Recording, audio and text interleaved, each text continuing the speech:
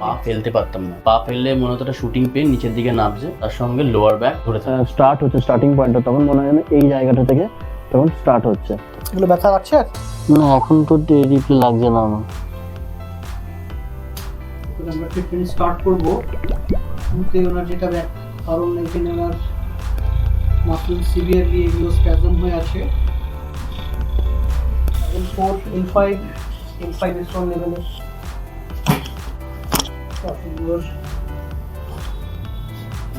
Perfect.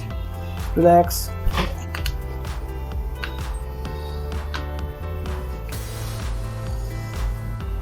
Feel করছি বাকি সেশনগুলো নেবো এবং নেওয়ার পরে পুরোপুরি সুস্থ হয়ে যাবো।